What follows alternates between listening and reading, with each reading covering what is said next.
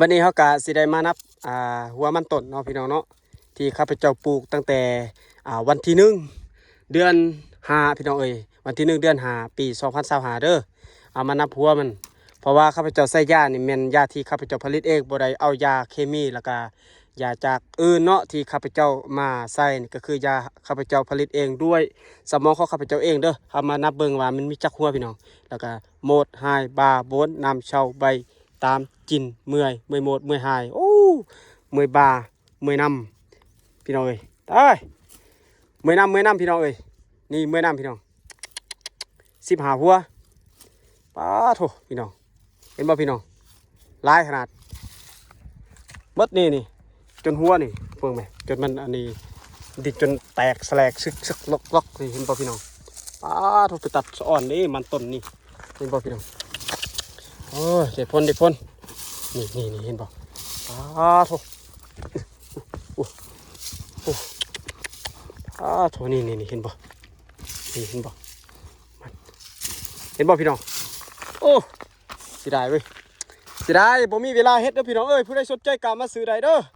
มันต้นของข้าพเจ้าเองอยู่สวนบ้านผู้ไส้นี่ยังลายๆนี่เห็นบ่นี่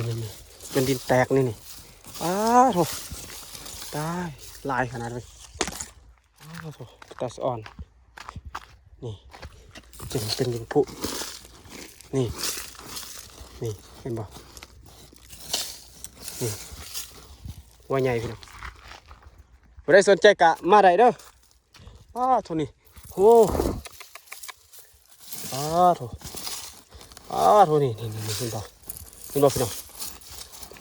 หัวดกโอ้ตาโถโอ้หัวลายนะพี่น้องนี่เห็นบ่พี่น้องทมจะได้เขาอิจฉาเห็นค่ะมันเป็นเส้นทางพี่น้องเอ้ยจะได้เขาเห็นเขาก็อิจฉาเนี่ยโอ้พวกนี้มันงามเลยพี่น้องเอ้ยนี่บอกว่าบางไงเดี๋ยวสนใจกลับมาได้เด้อพี่น้องเด้ออยู่บ้านผู้ใส่เด้อพี่น้องเด้อกว้างอยู่ 8,000 ตารางเมตรเกือบสิเขาเฮกตาร์หนึ่งมันต้นขายราคาพิเศษ15 ล้านส่วนมันขึ้นนี่โอเคโอ้ดีมากหลายได้สนใจกลับมาได้มาเอาไว้จองด่วนขาย15 ล้านขายยกมัดนี่ขอบใจพี่น้องเอ้ยที่กำลังติดตามรับชมในขณะนี้เนาะมื้อนี้กะสิได้ขอให้พ่อหนุ่ยใส่พ่อแม่พี่น้องจงสุขภาพแข็งแรงพี่น้องเอ้ยตัวนี้มีมันขอให้มันหลายๆคือข่อยเด้อพี่น้องเด้อนี่เห็นบ่พี่น้องโถ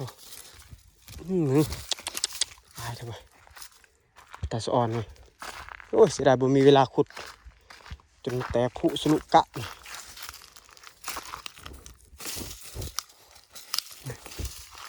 ลายนะโอเค thank you very much